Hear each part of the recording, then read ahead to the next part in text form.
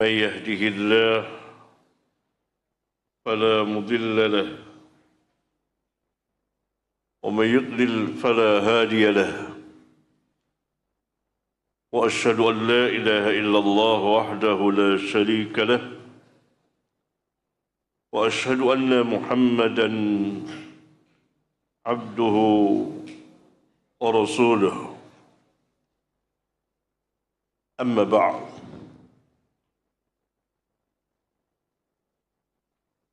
saudara-saudara,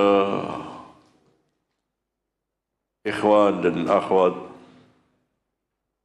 yang saya hormati, mari kita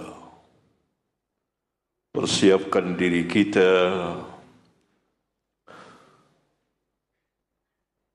dengan persiapan ilmiah untuk mengkaji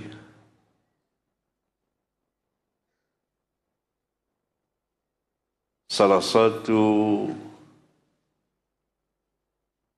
bagian terbesar di dalam Islam,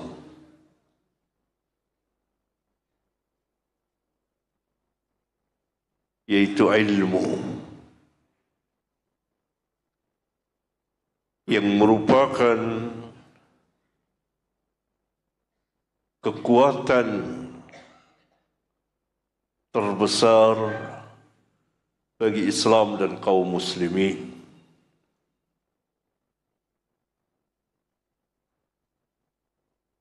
Rabbuna Jalla Sana'uhu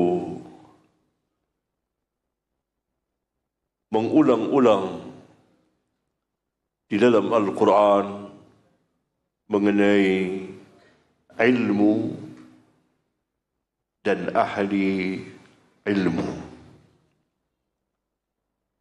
Demikian juga nabinya yang mulia Muhammad sallallahu alaihi wa ala alihi wasallam di banyak hadis,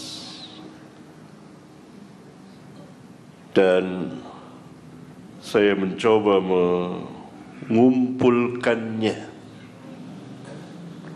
sebagian dari hadis-hadis yang berkaitan dengan ilmu, dan saya berikan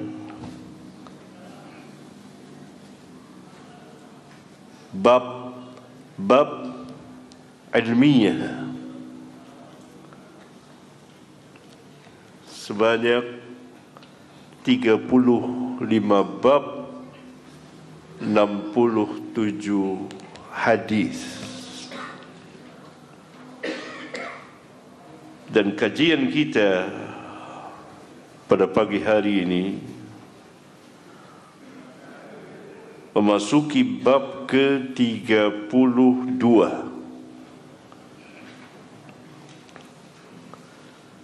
dengan judul Ruwaibidah.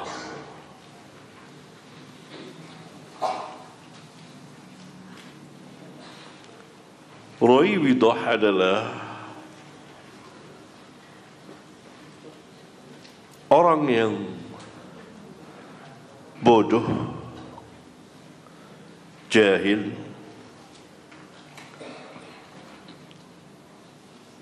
yang berbicara mengenai agama Allah kepada manusia atau di hadapan manusia dengan lisan maupun tulisan. Hadis mengenai Ruwaibidah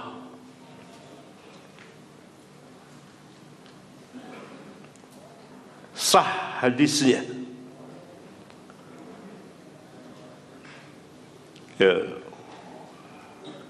dalam takhrijnya saya menjelaskan hadis sahih li ghairihi. Nabi yang mulia alaihi salatu wassalam memberitahukan dan mengabarkan, dan ini merupakan salah satu tanda dari tanda-tanda kenabian dan kerasulan beliau. Beliau memberitahukan apa yang akan terjadi, dan terjadilah, bahwa nanti akan muncul kaum Ruwaibidah, orang-orang yang berbicara mengenai Islam, tetapi mereka sendiri bodoh. Orang-orang bodoh yang akan berbicara mengenai Islam, dan pembicaraannya meluas di hadapan manusia, dan terjadi terus sampai hari ini. Sadaqa Rasulullah sallallahu alaihi wasallam. Karena apabila Rasulullah sallallahu alaihi wasallam memberitahukan kepada kita akan terjadi sesuatu, dan hadis itu sahih atau hasan, maka pasti akan terjadi, karena tidak keluar dari lisan beliau melainkan kebenaran di atas kebenaran. Beliau sebagaimana dikatakan para sahabat, as-sadiqul masduq, orang yang benar dan selalu dibenarkan apa yang beliau katakan, apa yang beliau kabarkan. Dan hadis-hadis yang seperti itu banyak sekali.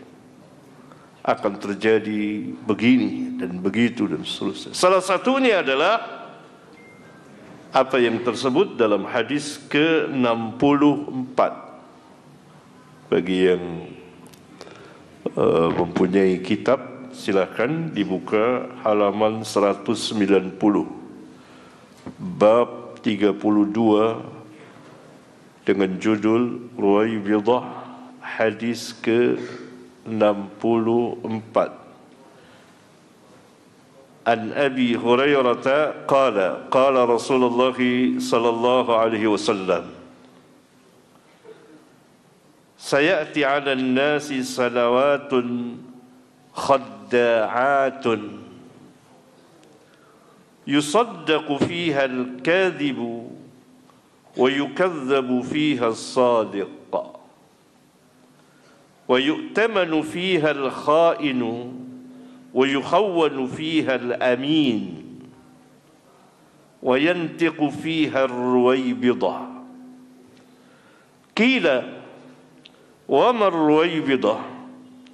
قال الرجل التافه يتكلم في أمر العامة. الرجل التافه يتكلم في أمر العامة.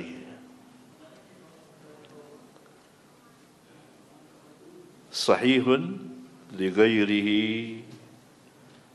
أخرجه ابن ماجه والحاكم وأحمد والخرائطي في مكارم.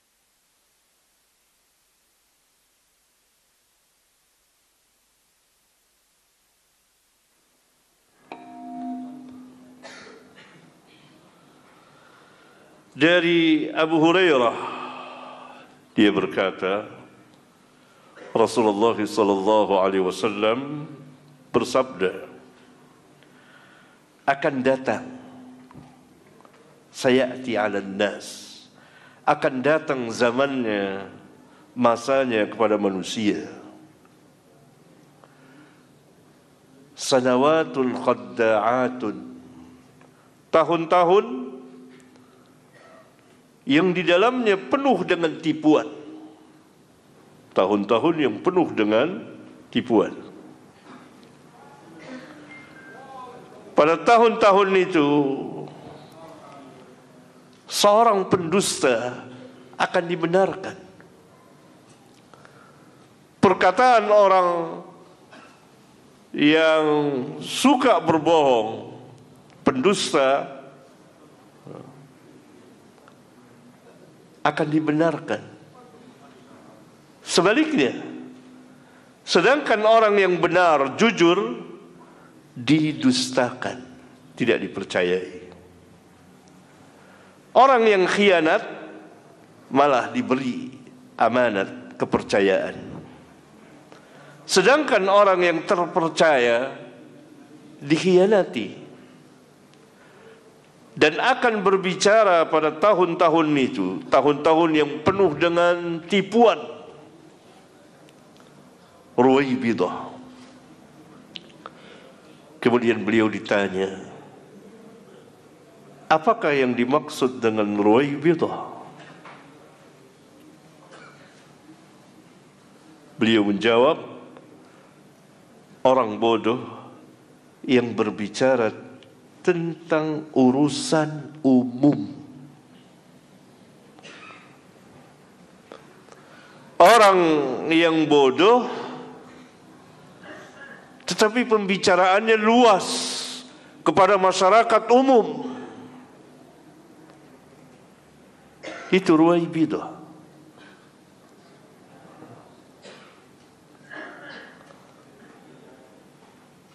Hadis sahih li ghairihi dikeluarkan oleh Al-Imam Ibnu Majah dan Al-Imam Al-Hakim dan Al-Imam Ahmad dan Al-Imam Al-Kharaiti di kitabnya Makarimul Akhlaq.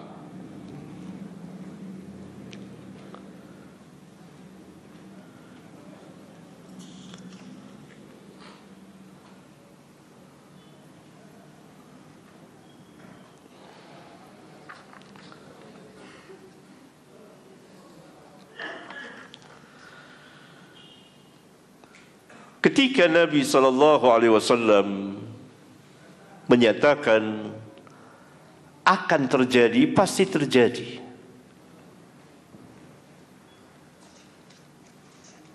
Hadis ini dibawakan oleh penulis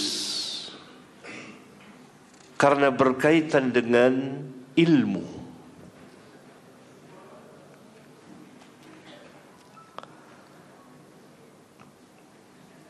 Dan Islam sangat membesarkan ilmu.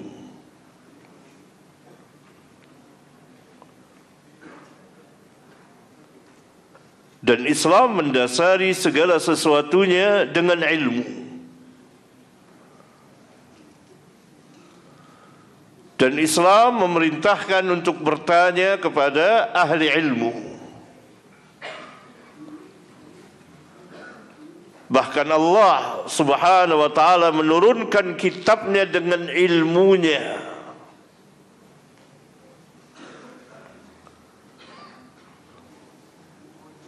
Lawan dari ilmu adalah kebodohan.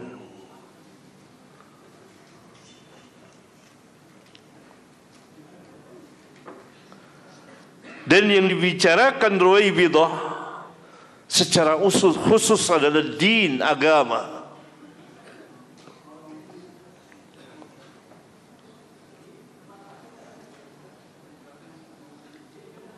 Yakni agama Islam yang cakupannya luas sekali. Agama yang Nabi SAW katakan al-Islamu ya'lu wa la yu'la. Islam itu tinggi dan tidak ada yang dapat mengatasi ketinggian Islam. Dan Islam itu agamanya semua para nabi dan rasul. Allah tidak mengutus seorang pun nabi dan rasul melainkan membawa dinul Islam. Sebagaimana sabda Rasulullah sallallahu alaihi wasallam, al-anbiya'u ikhwatun li'adlatin ummahatuhum syatta wa dinuhum wahid. Para nabi semuanya saudara sebapak lain ibu, sedangkan agama mereka satu, yaitu Islam. Sampai kepada Nabi yang terakhir, Nabi Muhammad sallallahu alaihi wasallam, membawa Islam secara menyeluruh, kafah. Oleh karena itu Rabbuna memerintahkan orang-orang yang beriman agar masuk secara keseluruhan ke dalam agama Islam. Ya ayyuhalladzina amanu udkhulu fis silmi kafah. Hai orang-orang yang beriman, masuklah kamu ke dalam Islam secara kafah. Maknanya keyakinan kamu Islam, ibadah kamu harus Islam, adab dan akhlak kamu Islami, dan seterusnya. Jangan sebagian keyakinannya Islam, sebagian lagi jahiliyah. Itu tidak boleh. Masuk semuanya ke dalam ajaran Islam, karena Islam yang dibawa Nabi yang mulia Nabi Muhammad sallallahu alaihi wasallam lengkap, sempurna.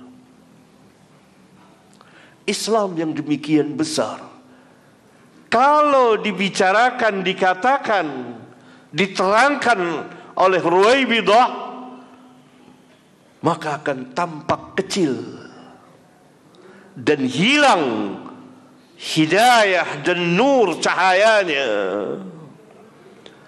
Karena yang berbicara orang-orang bodoh yang sekarang bertebaran seperti jamur di musim hujan, diustadkan oleh siapa? Oleh orang-orang umum, bukan oleh ahli ilmu, bukan oleh pelajar ilmiah, orang-orang umum yang memanggilnya. Tidak mungkin ahli ilmu memanggilnya. Tidak mungkin ahli ilmu mengatakan ini berilmu. Jangankan ahli ilmu, para pelajar ilmiah pun tidak akan mau mengatakan ini Ruwaibidah ahli ilmu atau ustaz. Banyak. Kalau disusun secara abjad itu ada A, B, C. Lebih celaka lagi, sebagian dari Ruwaibidah itu mengatasnamakan sunnah. Makin tertipu orang-orang awam.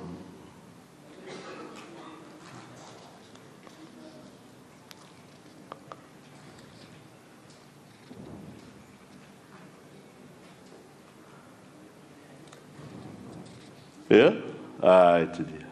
Oleh karena itu hati-hati terhadap Ruwaibidah ini. Begitu banyak sekali.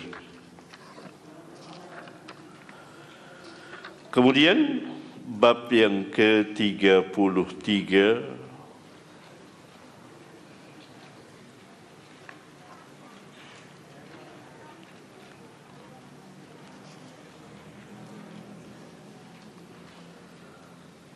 larangan menyembunyikan ilmu. Jadi ilmu yang dibutuhkan oleh manusia dan manusia berhajat kepadanya.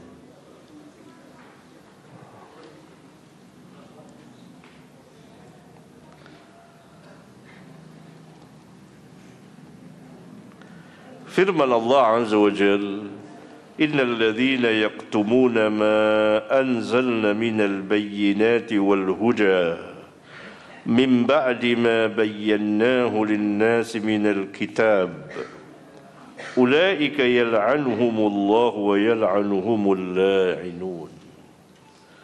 Sesungguhnya orang-orang yang menyembunyikan apa-apa yang kami telah turunkan berupa keterangan-keterangan yang jelas dan hidayah, petunjuk, setelah kami menjelaskannya kepada manusia di dalam Alkitab, seperti kitab Taurat dan Injil, dijelaskan oleh Allah Subhanahu wa taala mengenai kenabian dan kerasulan Nabi Muhammad sallallahu alaihi wasallam. Bahkan namanya termaktub. Kemudian mereka, orang-orang Yahudi, menyembunyikannya dan menghapusnya dan mengubahnya.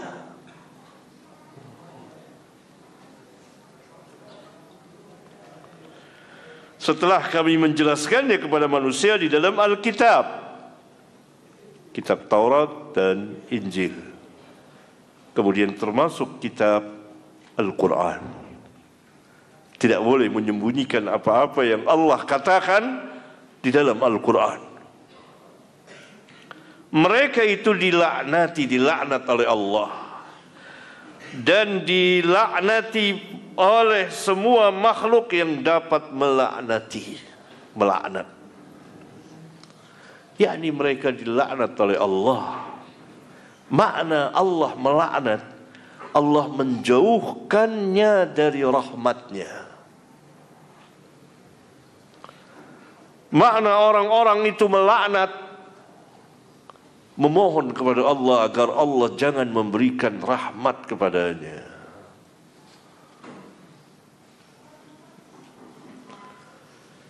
Ayat yang mulia ini merupakan ancaman yang sangat keras kepada mereka yang menyembunyikan ilmu yang dibawa oleh para nabi dan rasul berupa kebenaran dan hidayah. Sesudah Allah menjelaskannya kepada manusia di dalam kitab-kitabnya, Taurat, Zabur, Injil, dan Al-Quran, yang dia turunkan kepada Rasulnya, seperti kitab Taurat kepada Musa, Zabur kepada Daud, Injil kepada Isa, dan Al-Quran kepada Muhammad alaihimus salatu wassalam. Sebagaimana perbuatan Yahudi yang telah menyembunyikan kebenaran dari kenabian dan kerasulan Nabi kita yang mulia Muhammad sallallahu alaihi wasallam. Kemudian Allah Subhanahu wa ta'ala memberitahukan bahwa mereka yang menyembunyikan ilmu ini akan dilaknat oleh Allah dan dilaknat oleh siapa saja yang di langit dan di bumi. Ini al-jaza'u min jinsil amal, balasan sesuai dengan jenis amalnya. Ketika seorang menjelaskan ilmu, maka ia didoakan oleh penghuni langit dan penghuni bumi. Sebagaimana orang alim dimohonkan ampunan oleh segala sesuatu yang ada di langit dan di bumi, sampai ikan-ikan di air, karena mereka menyampaikan dan menyebarkan ilmu yang bermanfaat bagi makhluk. Demikian juga orang yang menyembunyikan ilmu, sebaliknya dilaknat oleh Allah dan oleh penghuni langit dan bumi. Kemudian Allah memberikan pengecualian kepada mereka yang bertaubat, kembali ke jalan yang benar dengan memperbaiki amalnya dan menjelaskan kepada manusia apa yang mereka telah sembunyikan sebagaimana firman Allah Azza wa Jalla, yakni lanjutan dari ayat tadi, illal ladzina tabu wa aslahu wa bayyanu fa ulaika atubu alaihim wa ana at-tawwabur rahim. Kecuali mereka yang telah bertobat, pertama. Yang kedua, dan mengadakan perbaikan dari kerusakan yang ditimbulkan karena mereka menyembunyikan kebenaran, menyembunyikan hidayah, menyembunyikan nur cahaya. Karena Alkitab, Al-Quran dan yang sebelumnya Taurat dan Injil itu dipenuhi dengan hidayah dan cahaya. Maka mereka harus memperbaiki. Wa aslahu. Kemudian yang ketiga, dan menjelaskan kebenaran yang mereka sembunyikan. 3 langkah yang harus dilakukan oleh mereka yang menyembunyikan ilmu, yang wajib dijelaskan. Seperti tentang kenabian dan kerasulan Nabi Muhammad sallallahu alaihi wasallam, bahwa Nabi Muhammad sallallahu alaihi wasallam nabi yang terakhir yang diutus untuk seluruh manusia dan jin, dan seterusnya. Hal-hal atau perkara-perkara yang wajib dijelaskan atau yang manusia ingin mengetahuinya. Misalnya orang baru masuk Islam, dia ingin mengetahui tentang Islam, ahli ilmu menjelaskannya.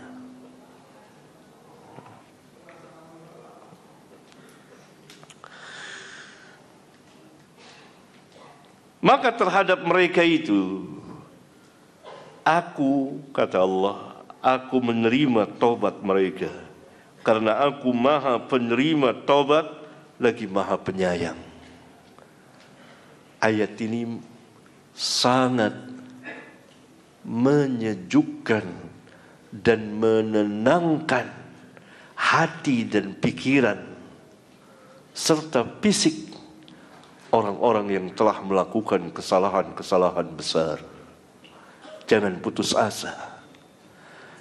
Perhatikan firman Allah, wa ana at-tawwabur rahim, dan aku maha penerima taubat dan maha penyayang. Tidak usah khawatir. Orang yang sebesar apapun, ini besar dosanya, bahkan bisa kufur.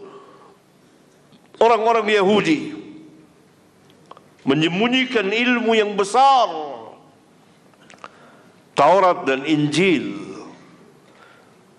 yang di situ penuh dengan hidayah dan cahaya nur, dan mereka mengubahnya.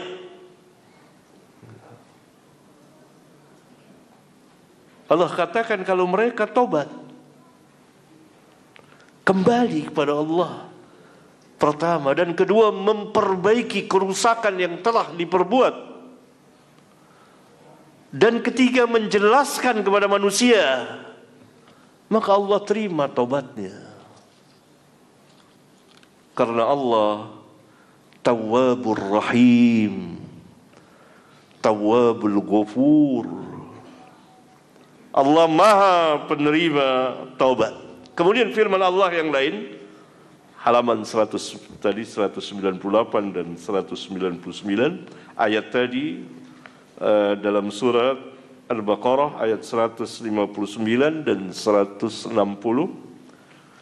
Kemudian ayat yang lain, innal ladzina yaktumuna ma anzalallahu minal kitabi wa yashtaruna bihi thamanan qalila ulaika ma ya'kuluna fi butunihim illa an-nar